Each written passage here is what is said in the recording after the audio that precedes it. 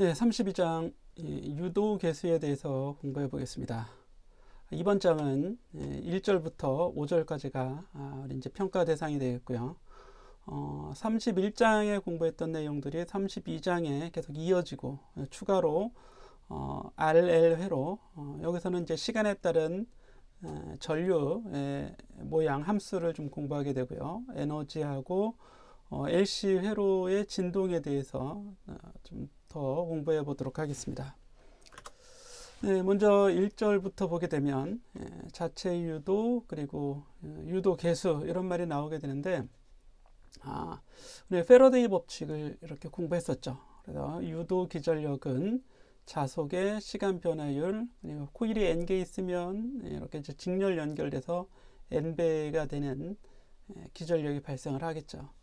그런데 이 자기장 그리고 자속이죠. 이 자속이 본래 회로에 의해서 만들어지는 그런 자기장일 때 자기장은 우리 전류로 나타낼 수 있어요. 자기장의 변화 또한 전류의 변화로 나타낼 수 있을 겁니다. 그래서 DIDT 여기 이제 dφdt였는데 우변에 DIDT로 나타내고 여기 이제 비례 계수를 L이라고 표시합니다. 이 L을 우리는 이제 유도 계수라고 부르고 이때 기전력은 그 전류가 흐르는 회로 자체의 기전력이 만들어지게 되는 거예요. 물론 이 전류는 어떤 원인에 의해서 생겨났겠죠. 다른 기전력 장치라든지 어떤 회로의 다른 원인에 의해서 지금 현재 전류가 흐르고 있는데 이 전류가 변할 때 이 변하는 비율에 비례해서 새로운 기전력이 만들어집니다. 그래서 이런 현상을 자체 유도 현상이라고 하고 자체 유도 계수라고 이름을 지었죠. 또는 유도 계수는 다른 말로 영어로 인덕턴스라고 합니다. 인덕턴스란 말을 많이 쓰기도 하는데 일단 우리 용어까지 다 알아둬야겠습니다. 그래서 여기 보면 L이 오른쪽에 있고 I가 이렇게 위에 있어요. 좌변에도 N이 있고 phi B가 있습니다. 그래서 본래 이 L과 I, N과 phi의 곱이 이제 서로 같은 거죠. 그래서 L은 I분의 N phi로 쓸 수 있어요. 이게 어떻게 보면 L의 정의가 됩니다. 이 얘기는 뭐냐면 회로에 1A의 전류가 흐를 때 자속이 얼마나 만들어지는가 이런 의미가 되는 거죠. 그래서 단위로 볼 때는 여기 L만 남겨놓고 여기 DIDT를 가지고 양변을 나눠주게 되면 전압 나누기 암페어 곱하기 세컨드가 되겠죠. 그래서 볼트 세컨드 퍼 암페어 요게 우리는 이거를 대문자 H라고 쓰고 헨리라고 읽습니다. 1헨리라고 하는 개념이 바로 전류가 1암페어 1초 동안에 1암페어가 변할 때 유도되는 기전력의 크기라고 해석을 하면 되겠습니다. 자, 공식을 이걸 다 암기하고 있어야 돼요. 그래야지만 우리가 이제 문제가 나왔을 때 문제를 풀 수 있습니다. 먼저 예제 1번 문제를 볼 텐데요. 예제 1번에서는 길이 L인 원통의 도선을 균일하게 N번 감은 솔레노이드가 있습니다. L은 이제 솔레노이드 반지름보다 대단히 크다는 얘기는 솔레노이드가 아주 긴, 무한히 긴 그런 솔레노이드로 이제 해석을 하면 되겠고요.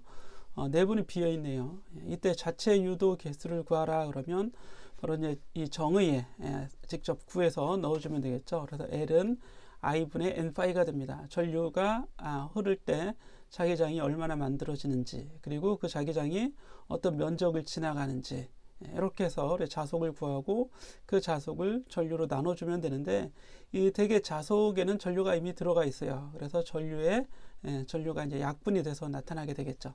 솔레노이드 같은 경우 자기장이 뮤제로 NI가 되고 여기에 넓이를 곱해줍니다.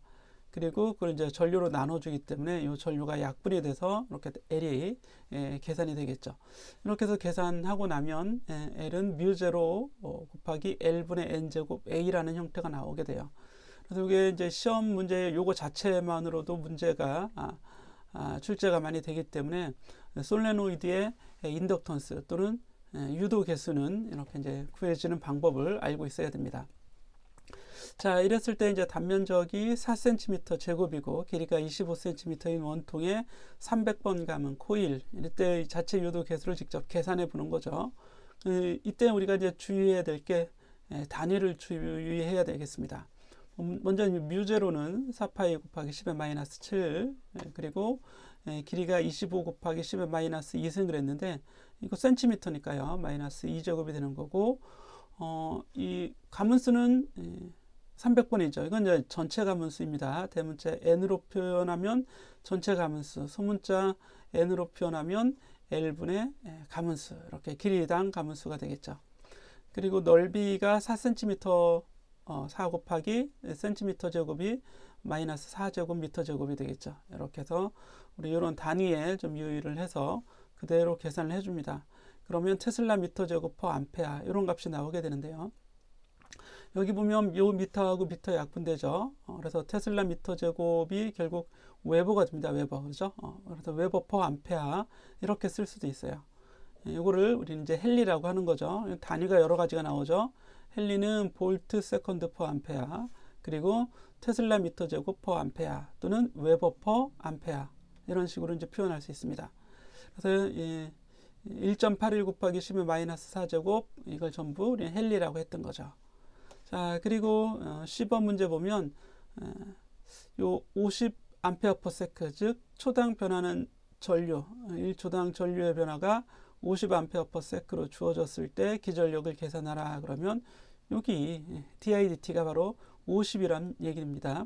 L 구한 값에 이렇게 우리가 대입을 해서 기전력을 구해주면 9.05 mV 이렇게 이제 구해볼 수 있겠죠. 자, 솔레노이드의 이 자체 유도 계수 구하는 과정, 요거 같이 여기 대문자 n은 소문자 n 곱하기 l이죠. 우리가 n이 l 곱하기 n이니까요. 그렇죠?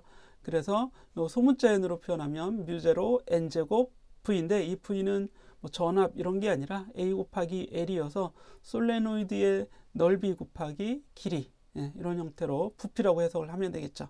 이렇게 알아줘도 되고 또는 이렇게 우리가 이제 구해도 되겠죠. 같은 결과입니다. 그래서 이거 좀 잘 알아두시기 바라고 다음 페이지로 가보겠습니다. 자, 이번에는 L회로가 되는데요. 여기 보면 저항과 인덕터가 우리가 이제 코일, 인덕터, 또 유도기 여러 가지 용어로 쓰입니다. 이렇게 이제 연결했어요. 우리 29장인가요? 28장에서 우리 RC회로 할 때는 저항과 축전기가 직렬 연결되어 있었는데 여기서는 저항과 인덕터가 직렬 연결되어 있는 이런 형태를 이제 공부하게 됩니다. 그래서 이 S2 이제 오른쪽 스위치 접점이 처음에는 이제 B에 있다가 여기 이제 B에 연결되어 있다가 시간이 0이 됐을 때 A로 이렇게 이제 접촉이 A 쪽으로 슬라이딩 스위치가 이제 A 쪽으로 접촉이 되면 전원이 연결되는 거죠. 그 전에는 모든 주어진 값이 다 중성인 형태로 또는 전류나 이런 값이 없던 그런 이제 B에 연결되어 있을 때는 그렇게 되겠죠. 그래서 A로 연결되는 순간부터 우리가 시간을 우리가 카운트를 한다면 그때부터는 물론 S1도 연결이 되겠고요. 그때부터는 이 회로에 전류가 흐르게 될 겁니다. 그래서 처음에는 전류가 흐르지 않다가 이제 전류가 증가하게 되는 거죠. 스위치를 닫으면 전류가 흐를 테니까. 그런데 이 인덕터라고 하는 건, 즉 유도기라고 하는 건 전류가 변하면 기전력을 만들어내게 되는데 그 기전력은 전류 변화에 반대되는 기전력을 만드는 거죠. 우리 앞에서 요거 보시면 전류 변화에 반대하는, 그래서 이 마이너스 기호를 우리 앞단원에서는 렌츠의 법칙이다 이렇게 얘기했었습니다. 여기서도 렌츠의 법칙이 동일하게 적용이 되는 거고, 본래 회로에는 이 기전력이 있는데 얘가 그 전류 변화에 역행하는 기전력을 만들기 때문에 이 기전력을 역기전력이라는 말을 쓰기도 합니다. 바로 이 기전력이죠. 우리 첫 페이지에서 봤던 이 기전력이 이름하여 역기전력 이렇게 얘기하기도 합니다. 자, 그래서 새롭게 만들어지는 기전력, 유도 기전력이 알짜 기전력으로 이 회로에 가해지게 되고 흐르는 전류도 바로 그 알짜 기전력에 해당하는 전류가 흐르게 되는 겁니다. 그런데 전류가 어떤 값에 이제 점점 다 가까워지게 되면 더 이상 전류는 변화하지 않게 되는 그런 지경이 되겠죠. 그렇게 된다면 이 인덕터는 더 이상 유도기 전력을 만들지 않습니다. 자, 이런 것들에 대한 과정을 수학적으로 우리가 이제 미분 방정식으로 좀 풀어보고자 하는 이런 과정입니다. 그래서 그림에서 스위치 B가 A로 접촉이 되면, 물론 이제 S1이 닫혀 있을 때 B에서 A로 접속이 되는 순간을 0이라고 하자면, 우리가 키르요프의 고리 규칙을 이런 식처럼 쓸 수 있습니다. 전원의 전압, 그리고 전압만큼 이제 올라가게 되고, 여기 전류가 흐르게 되면 IR만큼 전위가 떨어지게 되겠죠. 전압 강화가 일어나고, L을 지나면서 다시 L dIdt만큼 전압 강화가 일어나게 됩니다. 그래서 이렇게 쓰고 보니까 여기 이제 I에 대한 식이 있고, 또 DI와 DT에 대한 식이 있습니다. 이렇게 보자면 이제 I에 대한 변수와 T에 대한 변수로 변수 분리를 이제 할 수 있을 텐데요. 책에서는 조금 더, 물론 이제 이렇게 안 해도 되는데, 우리가 RC회로에서는 굳이 이렇게 하진 않았는데, 여기서는 R분의 입실론 마이너스 I를 X로 둡니다. 그러면 마이너스 DI가 DX가 되겠죠. 그래서 명시적으로 이 상수항이 없어진 것처럼 하게 하려고 이렇게 좀 간단한 미분 방정식을 만들려고 하는 거죠. 그래서 이렇게 놓고 한쪽 변을 x에 대해서, 한쪽 변을 t에 대해서 쓰면 x분의 dx는 마이너스 l분의 r dt가 됩니다. 그래서 상수는 이 인테그랄 밖으로 이렇게 빼낼 수가 있겠죠. 그래서 시간이 0일 때 x값의 초기값을 x0, 그리고 시간이 t일 때 x를 x로 이제 이렇게 표현한 겁니다. 그래서 적분방정식을 이거 이제 풀면 이런 결과로 이어지게 됩니다. 이거는 RC회로에서 우리가 공부했던 과정하고 같은 과정입니다. 변수만 좀 이름만 달리했을 뿐이죠. 그렇게 하고 보니까 여기 R분의 입실론이라고 하는, 여기 이제 시간이 아주 많이 지났을 때 우리가 최종값이라는 말을 쓰기도 합니다. 이 값이 여기에 오고 1 마이너스 익스포넨셜 어떤 값분의 t, 여기서는 R분의 1분의 t 이렇게 돼 있죠. 그래서 그 R분의 1을 시간 상수 타우로 쓰게 됩니다. 결과적으로 이제 시간에 따라 전류가 어떻게 변화하는지를 보면, 처음에 흐르지 않았던 전류가 이렇게 점점 증가하게 되겠죠. 스위치를 닫아서 증가하고, 증가하는데 처음에는 증가폭이 빠르다가 나중에는 증가되는 빠르기는 그렇게 빠르지 않습니다. 그러다 이제 전류는 일정한 값에 수렴하게 되는 거죠. 물론 시간이 많이 지났을 때 요 L의 역할은 그냥 단순히 도선의 역할이 되게 되는 거죠. 그래서 전류 I는 R분의 입실론이라고 하는, 우리가 알고 있는 R분의 전압, 이런 전류가 흐르게 되는 겁니다. 이건 이제 RC회로에서는 충전 과정과 유사합니다. 자, 그러면 오랜 시간 A에 연결되어 있었던 스위치 S2를 B로 연결하게 되면 어떤 일이 일어날까요? 흐르는 전류, 즉 전원이 사라지기 때문에 전류는 점점 감소할 거라고 우리가 충분히 생각해 볼 수 있죠. 그리고 이 식에서 입실론을 0으로 두고 우리가 식을 다시 만들면 전원의 기전력이 0이 됐으니까 이런 형태가 되고요. 전류에 대해서 미분 방정식, 변수 분리 똑같이 해서 미분 방정식을 풀어보면 회로에 흐르는 전류는 이때는 마이너스로 바뀌지 않습니다. 그래서 초기 전류 R분의 입실론에서 일정 지수함수적으로 감소하는 이런 형태의, 여기서는 이렇게 돼 있죠. 이런 형태의 함수를 보이는 걸 알 수 있습니다. 그래서 이걸 보면 이제 시간에 따라 전류가 어떻게 증가하고 감소하는지를, 그 변화 양상을 우리가 이제 볼 수 있게 되는 거죠. 자, 매우 중요한 RC회로와 더불어 우리가 이제 같이 어떨까, 대칭적으로 많이 제시되는 그런 시험 문제로도 많이 제시되는 내용이기 때문에 잘 알아두시기 바랍니다. 자, 이거 가지고 이제 문제 하나 풀어보죠. RL 회로의 시간 상수가 되는데 30mH, 그리고 6옴, 그리고 12V의 기전력이 직렬로 연결되어 있습니다. 시간 상수를 구하라 그러면 이 타우를 구하라는 얘기죠. 타우는 R분의 L입니다. 저항이 R이 6이고 L이 30mH가 되니까 6분의 30 곱하기 10의 마이너스 3제곱 단위는 초가 나오게 되겠죠. 그리고 S2가 A의 위치에 있다가 S1을 닫아서 충전을 시작하게 되면 어떻게 될지, 전류의 크기를 계산하라 그랬는데 시간이 주어져 있으니까 우리 함수식에서 시간을, 요 값을 이제 넣어주기만 하면 됩니다. 자, 타우를 구해보면 5ms가 구해지게 되고요. 그리고 요 식에 놓고 지금 마치 RC회로의 충전식과 같이 최종값, 그리고 1 마이너스 익스포넨셜 타우분의 t. 그래서 타우 구한 거를 여기 5 넣어줍니다. 여기서는 이제 시간이 2ms로 주어져 있으니까 5분의 마이너스 2가 나와서 계산기로 계산하게 되면 0.659 암페어가 이렇게 나오게 되죠.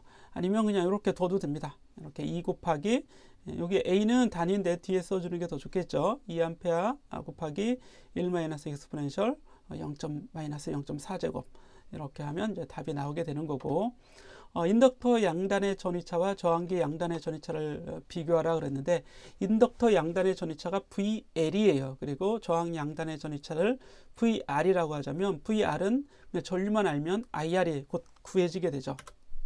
그리고 우리가 앞에서 이런 식을 봤었어요. 여기 보면 이게 바로 전원의 전압이고, 이게 이제 이항하게 되면 전원의 전압은 저항 양단의 전위차와 인덕터 양단의 코일 양단의 전위차 이렇게 나오게 되겠죠. 그래서 이 식에서도 보시면 항상 이 VL 크기 더하기 VR을 해주면 전원의 전압 12V가 나오게 됩니다. 여기가 이만큼이 이제 VL이 되는 거고, 요거를 더하면, 근데 요거는 요만큼이죠. 결국 VR은. 그래서 항상 12V가 나오게 되는 겁니다. 그런데 VL하고 VR하고 이제 같아지는 조건을 구하는 거죠. 인덕터 양단의 전위차와 저항기 양단의 전위차 그랬는데, 인덕터 양단의 전위차, 저항기 양단의 전위차는 여기에 이제 요 R만 곱하면, 즉 요거죠. E 마이너스 요거요. 그렇죠? 요 R을 곱한 요게 저항기 양단의 전위차가 되는 거고, 인덕터 양단의 전위차는 입실론에서 이걸 빼주는 거니까 이 안에 들어있는 요 값이 되겠죠. 요거. 그죠? 요 R분의 요 값이, R을 곱한 요 값이 바로 인덕터 양단의 전위차가 됩니다. 자, 그리고 여기 문제에 보면 이렇게 한 번 더 제가 써볼까요? 좀 여러분들이 헷갈려 할 수 있으니까.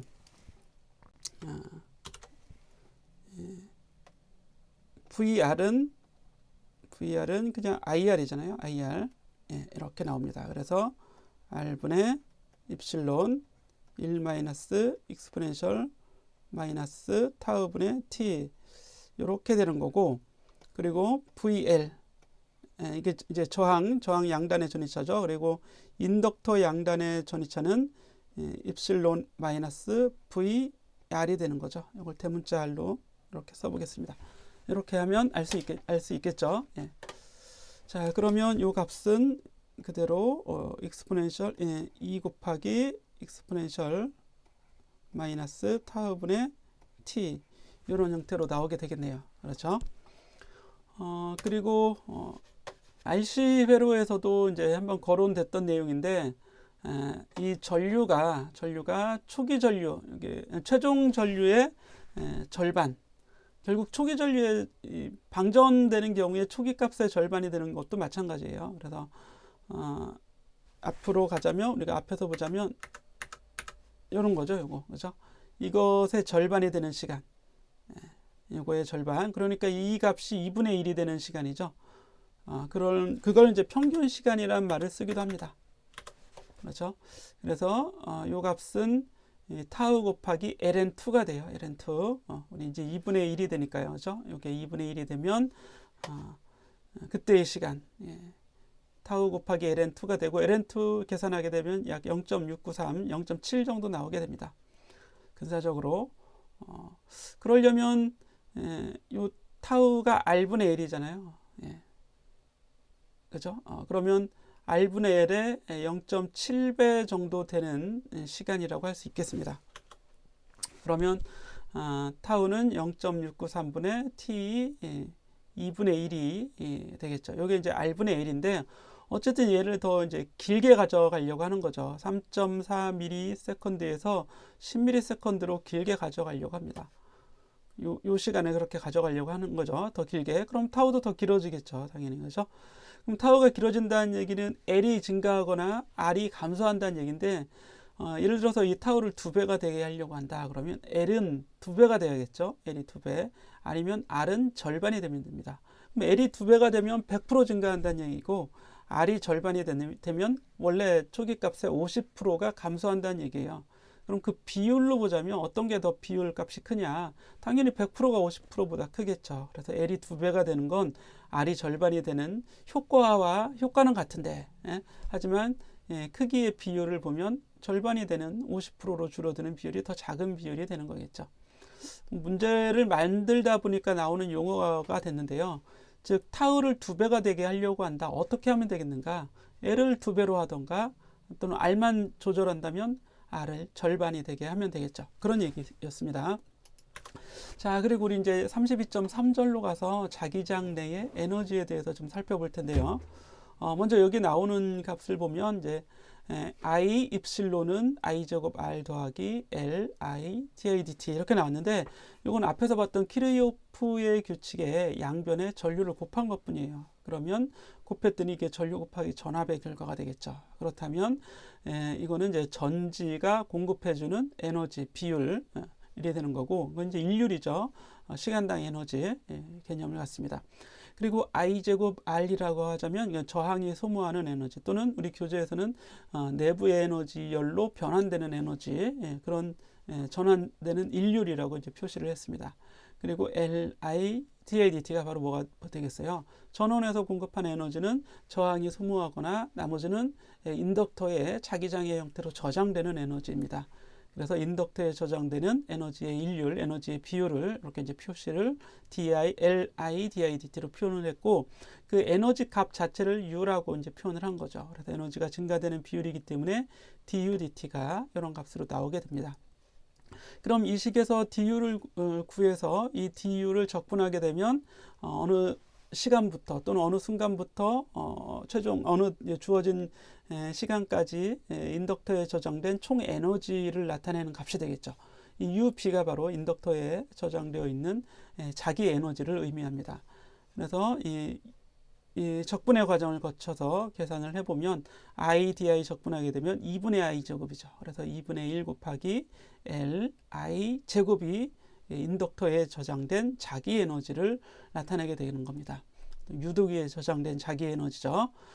대표적으로 이제 솔레노이드 경우를 보자면 솔레노이드는 그 내부에 균일한 자기장을 만들 수 있어요. 그래서 균일 자기장의 경우로 한번 보자면 B는 뮤제로 NI가 되는 거고 솔레노이드의 그 인덕턴스는 유독에서는 앞에서 우리가 구해봤었죠. 뮤제로 N제곱 곱하기 부피 여기서 이제 부피를 나타내기 위해서 V를 했고요. I는 이제 B는 뮤제로 NI가 돼서 이 I를 뮤제로 N분의 B로 이렇게 바꿔 쓴 거죠. 이래 놓고 이제 계산을 해보면 자기장으로만 나타낼 수 있습니다. 앞에서는 전류로 나타냈던 에너지가 자기장으로 이제 표현할 수 있는 거죠. 그리고 여기 지금 부피가 되는데 단위 부피당 에너지 그건 이제 스몰 UP로 소문자로 표현하게 돼서 자기 에너지 밀도로 나타낼 수 있어요. 우리 전기 에너지 밀도도 공부했었죠. 2분의 1 입실론 제로 곱하기 2의 제곱 이런 걸 이제 공부했었는데 여기서는 자기 에너지 밀도 그래서 자기장에도 에너지가 저장이 되게 됩니다. 그래서 2분의 1 곱하기 뮤 제로분의 즉 2뮤 제로분의 B의 제곱 역시 자기장의 세기의 제곱에 비례하는 형태의 자기 에너지로 나타낼 수 있습니다. 여기 나오는 이 양들은 모두 다 매우 중요한 양들이기 때문에 이렇게 이 한 페이지가 32장의 이 에너지까지의 내용을 요약한다고 해줄 수도 있습니다. 물론 요것까지 다 이제 알아둬야 되겠죠. 내용이 좀 갈수록 여러분들이 공부하기가 좀 어려워지는데 계속해서 새롭게 공부하는 양이 쌓이니까 당연한 일이 되겠습니다. 자, 문제를 좀 풀어보면서 어떤 의미가 있는지 좀 확인해 보도록 하죠. 앞에서 봤던 우리 RL 회로에서 A에 있던 스위치가 A의 위치에 있다가 평형 상태의 값을 갖고 있다가 B로 움직이면서 A에서 B로 움직이면서 전류가 감소하게 되겠죠. 그래서 감소하는 전류는 이런 형태로 나타낸다. 그러니까 이미 앞에서 공부해서 알고 있습니다. 그렇죠. 첫 장에서 이제 공부했던 거죠. 지수함수적으로 감소하게 되는데 이게 이제 처음 전류죠. 회로의 처음 전류. 그래서 초기 값에서부터 점점 전류는 감소해서 이제 0이 되는 이런 형태가 될 겁니다. 그래서 첫 페이지에서 우리 봤던 내용이 이게 앞에 가보면 이렇게 되는 거죠. 이렇게 초기 값에서부터 이렇게 이제 감소하는 이런 형태로 지수함수적으로 감소하는 이런 형태가 됩니다. 그래서 계속 가보면 그럴 때 이때 시간 상수까지 다 주어져 있죠. 처음 인덕터의 자기장 내에 저장된 모든 에너지는 전류가 0으로 감소함에 따라서 저항기 내부 에너지로 변환됨을 보여라. 이 얘기가 뭐냐면 인덕터에 있던 에너지는 어디로 가냐 이런 얘기예요. 인덕터에 저장되어 있던 자기장의 형태로 저장되어 있던 에너지는 그 전류가 흐르게 되면 저항을 지나가겠죠. 그러면서 저항의 내부 에너지로 변환이 되는 겁니다. 즉 열 에너지로 소모가 된다 이런 얘기예요. 예. 그래서 그 비율이죠. 에너지의 비율, 즉 저항에 소모하는 소모 전력을 나타냅니다. 이건 P는 I제곱 R이 되죠. 이거는 우리가 전류에서 이미 공부를 했던 거고요. 그런데 이 값을 전류가 이렇게 이제 변하잖아요. 시간의 함수로 표현하면 이 값을 가져다가 여기 이제 대입을 하는 거죠. 그래서 이렇게 되게 되고 이 에너지는 이 값을 적분하면 에너지를 얻을 수 있겠죠. 이건 에너지가 변하는 비율인데 그럼 저항에 소모한 에너지 전체는 얼마이냐? 그럼 이 내부 에너지 소모 비율 또는 I제곱 R을 시간에 대해서 적분해 주면 됩니다. 그래서 이렇게 그대로 적분을 해주면 되겠죠. 그러면 I제곱은 상수가 돼서 앞으로 R까지 상수가 돼서 나오고 여기 익스포넨셜 항이 지수항이 여기 시간의 함수가 이렇게 들어가 있죠. 그래서 이거 적분하면 돼요. 여러분들이 이제 적분 실력을 동원해서 적분하면 이거 역수 취하면 되겠죠. 2R분의 L. 이게 이제 적분 결과입니다. 그래서 2R분의 L 곱하기 상수 I제곱 R 했더니 2분의 1 L I 제곱. 이게 바로 인덕터 안에 들어있던 초기 에너지가 되는 거죠. 초기 전류니까요. 그렇죠? 그래서 이 인덕터에 있던 에너지가 빠져나오면서 저항을 지나서 열 에너지로 이렇게 내부 에너지로 변환되는 그 값이 이제 서로 같게 되는 겁니다. 그래서 단순히 우리가 적분 과정만 봐도 충분히 이해를 할 수 있을 겁니다. 네, 다음으로 32.4절인데요. 여기에서는 이제 상호 유도 개수라는 말이 나오게 되는데 우리 자체 유도 개수는 이미 알고 있죠. 그 어떤 회로가 있을 때 이 회로에 흐르는 전류가 자속을 만들고 그 전류의 변화가 자속의 변화를 만들어서 그 회로에 가해졌던 그 회로에 자체적으로 유도 기전력을 만들어내게 되는 거죠. 그래서 앞에서 봤던 식을 좀 써보자면 이런 식이었죠. 유도 기전력 EL은 마이너스 L di dt 이렇게 나타냈었잖아요. 그렇죠? 그래서 회로에 흐르는 전류 변화에 비례해서 기전력이 만들어지는 이때가 이제 자체 유도였습니다. 근데 지금 이 32.7번 그림을 보게 되면 코일이 이제 아예 두 개의 코일이 또 별도로 있어요. 두 개의 코일이 있는데 이 코일은 당연히 이제 다른 코일이죠. 공간적으로 떨어져 있고 전기적으로도 떨어져 있는 그런 코일이 되는데요. 코일 1에 전류가 흐른다고 합시다. 그 흐르는 전류를 I1이라고 하고 그러면 이 솔레노이드 코일, 이 코일에 전류가 흘러서 자기장을 만들겠죠. 이게 이제 유한한 솔레노이드라면 이렇게 이제 극을 벗어나서도 자기장이 나오게 됩니다. 그런데 바로 인접한 곳에 코일 2가 있어요. 그러면 1번 코일이 만드는 자기장이 2번 코일에 영향을 미치게 되죠. 즉 2번 코일의 입장에서 보면 2번 코일을 지나가는 자기장이 변화하게 됩니다. 그러면 자기장 변화에 의해서 2번 코일에 기전력이 만들어지게 되는 거죠. 자, 그 식을 여기 이렇게 써놓은 겁니다. 2번 코일에 만들어지는 기전력은 1번 코일에 의해서 만들어지는 자속인데 그게 2번 코일을 지나가고 있잖아요. 그 자속의 시간 변화율, 이게 2번 코일에 만들어지는 기전력이 되는데 코일이 N2개 있으면 이게 N2번 감겨 있으면 그러면 N2만큼 곱해진 직렬 연결되어 있으니까 곱해진 형태로 기전력이 만들어지겠죠. 그래서 이 식은 그대로 패러데이 법칙을 그냥 가져다 썼을 뿐이에요. 여러분들이 이제 해석하기에 이 아래 첨자가 좀 고민이 될 텐데 이 2는 2번 코일에 만들어지는 기전력을 얘기하는 거고 N2 역시 2번 코일에 지금 기전력을 보고 있으니까 2번 코일이 몇 번을 감겨져 있는지에 따라서 그 배율이 결정되는 거고요. 그리고 phi 1, 2라고 하는 건 이건 굳이 얘기하자면 1번 코일에 흐르는 전류에 의해서 2번 코일을 지나는 자속의 양을 나타내게 되는 겁니다. 그래서 그냥 phi 2라고 해도 돼요. 2번 코일을 지나는 자속인데 왜 생겼죠? 자속이 1번 코일에 의해서 생긴 효과를 여기 나타내게 되는 겁니다. 이런 효과. 자, 그런데 이 파일을 지금 해석한 대로 보면 1번 코일에 흐르는 전류에 의해서 2번 코일에 가해지는 자속이란 말이에요. 이거를 우리는 이렇게 표현할 수 있습니다. 앞에서 L 곱하기 I는 N-파이라는 식을 우리가 봤었죠.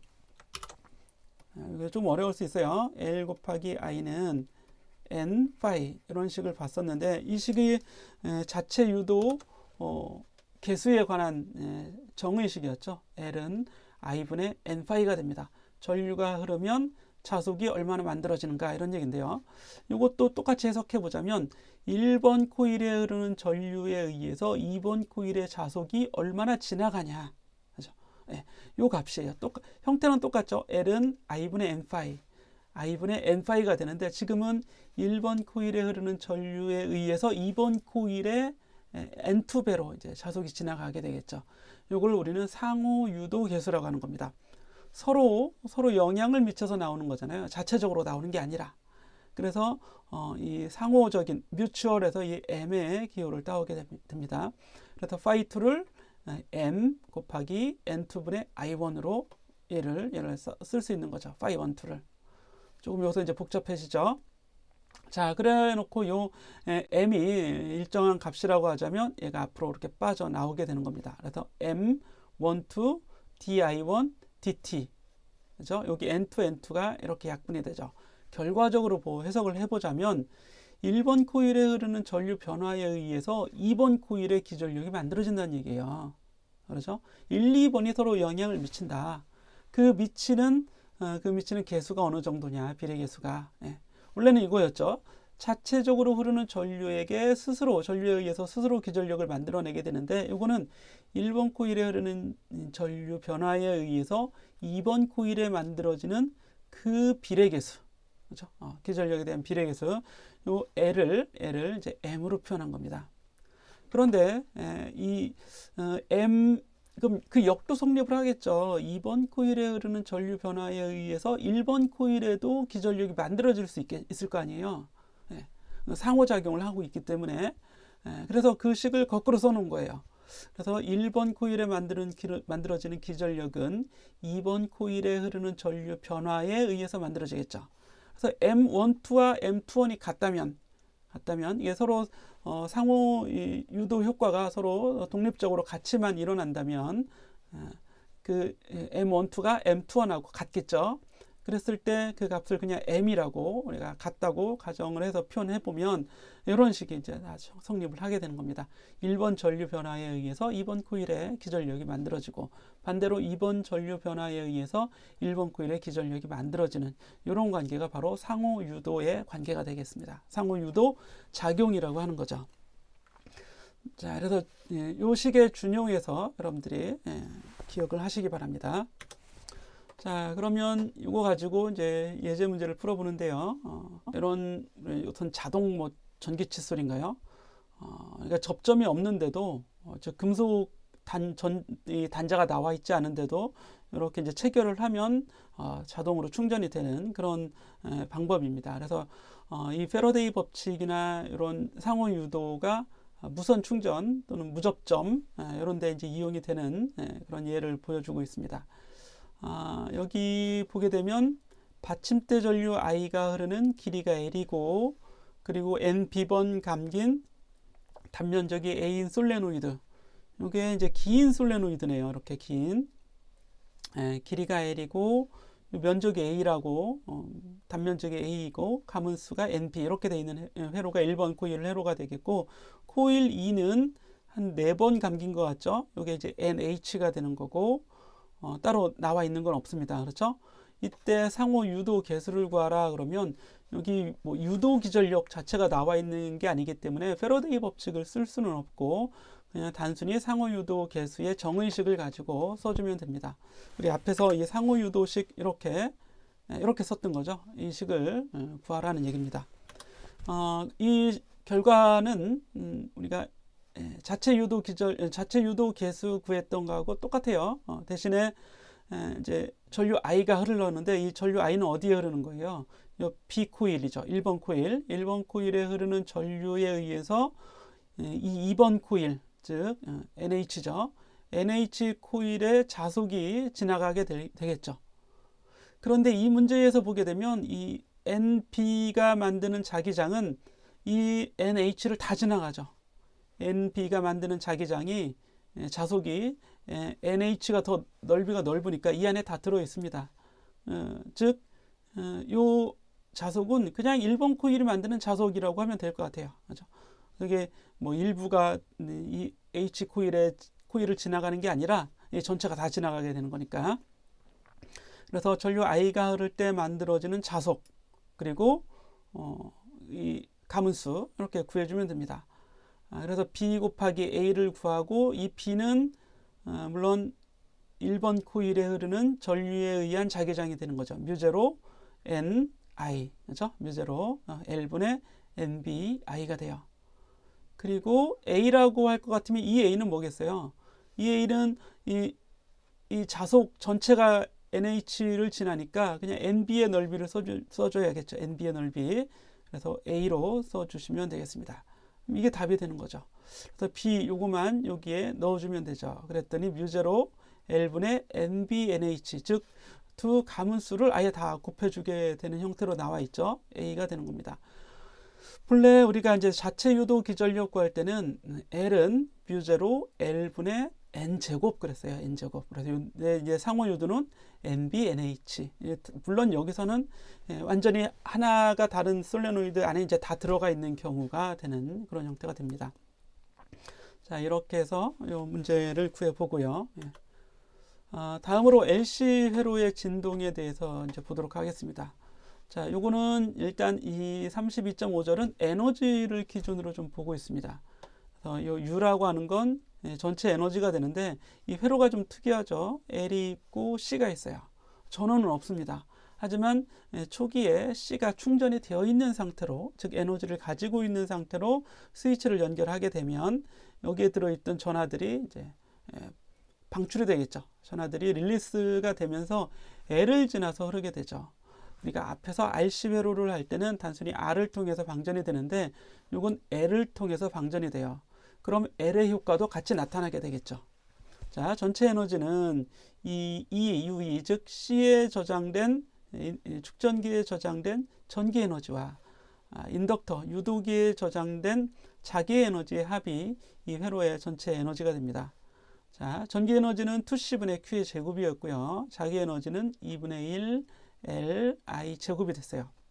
그래서 기준이 되는 건 여기 이제 전하량 기준, 여기서는 전류 기준으로 이제 식을 표현을 했습니다. 그러면 초기에 들어있던 에너지는 2C분의 초기 전하량 Qmax의 제곱이 되겠죠. 이 에너지가 이제 L 더하기 C, C에 있던 에너지, L에 있는 에너지의 합으로 표현될 수 있습니다. 물론 이것도는 시간에 대해서 변하는 값이 되겠죠.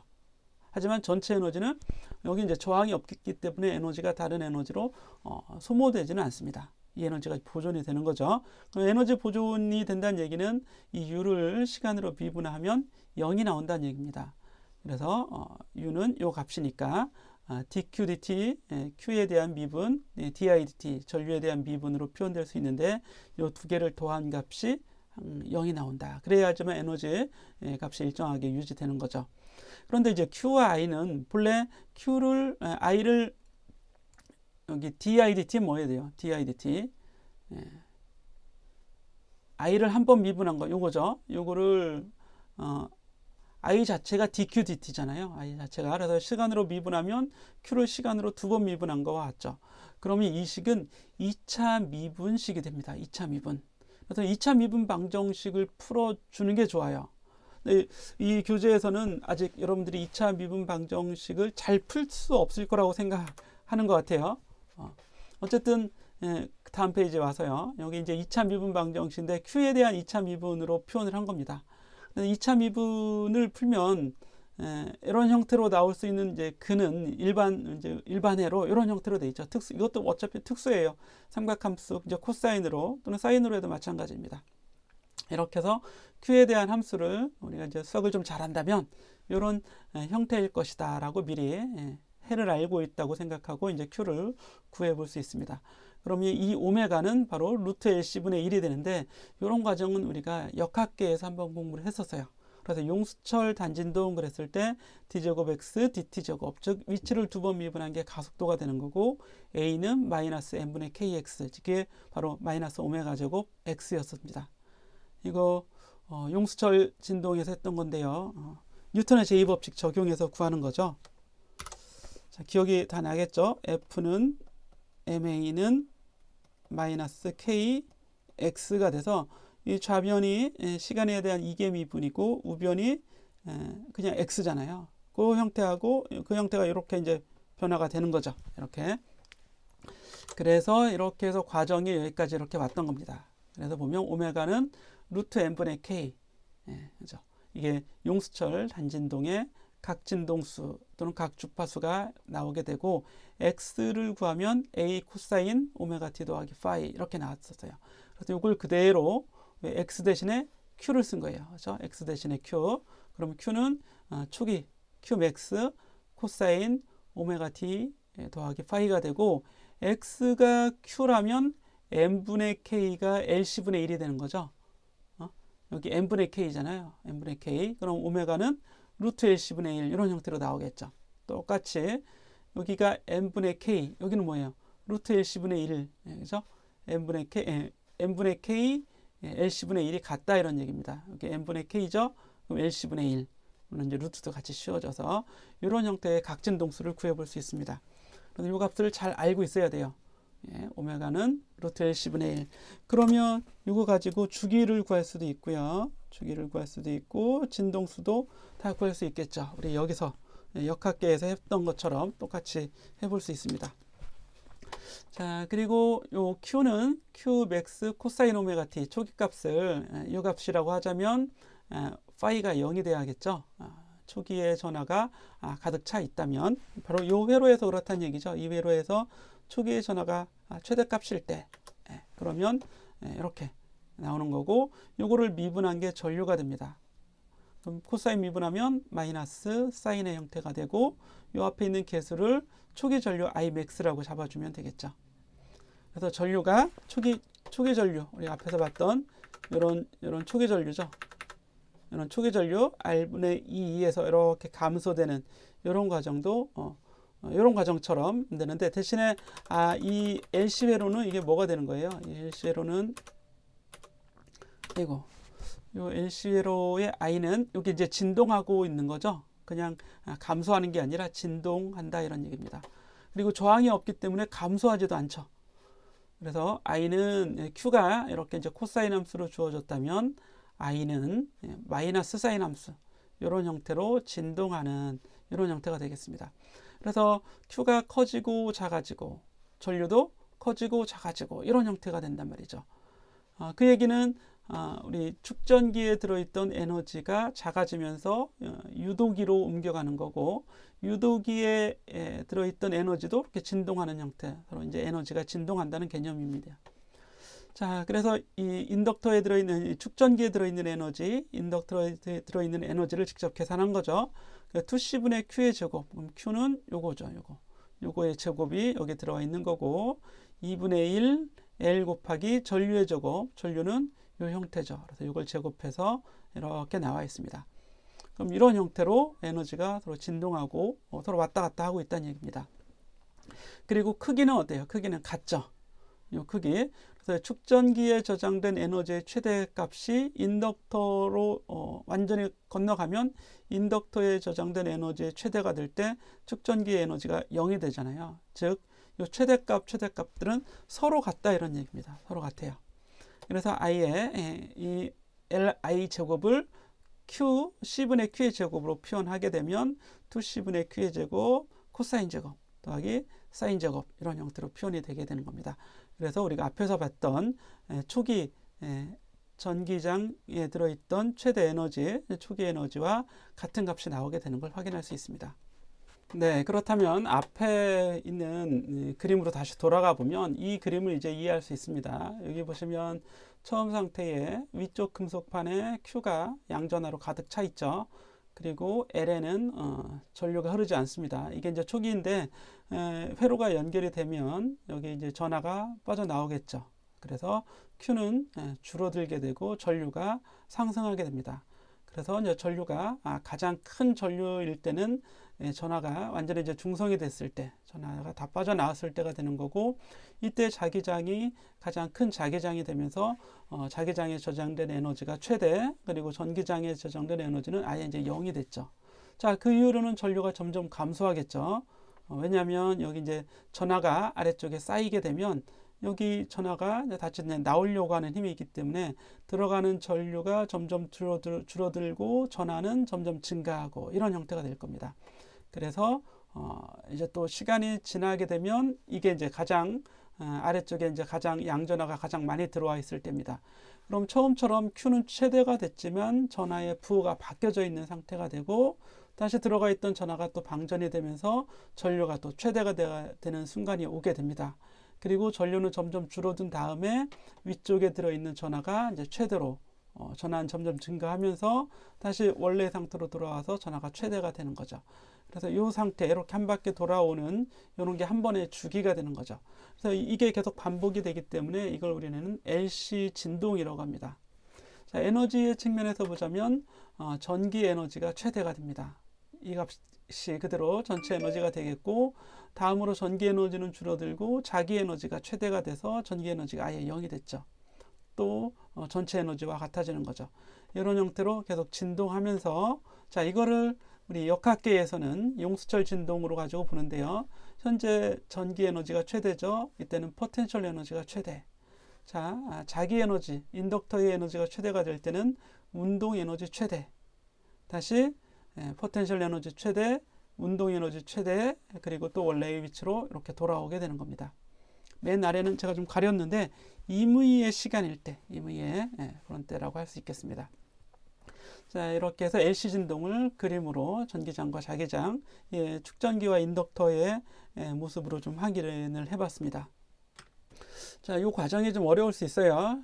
일단 뭐 삼각함수도 나오고, 그리고 앞에서 우리가 공부했던 이계 미분 방정식까지도 미분에 대한 항까지 나오게 되니까 좀 어려울 수 있습니다.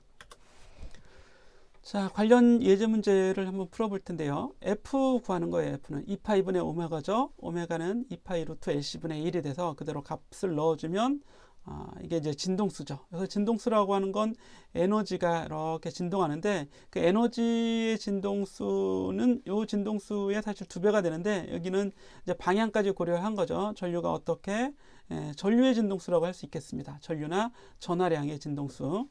그리고 Qmax는 C 곱하기 델타 V에서 Q는 CV로 주어지고 Imax는 오메가 Q가 됩니다. 앞에씩 한번 다시 볼까요? I는 오메가 Q죠. I는 오메가 Q. 이걸 미분하면 즉 코사인 오메가 T 미분하면 오메가가 앞으로 나오기 때문에 최대 전류는 오메가 Q 이렇게 나오게 되는 거죠.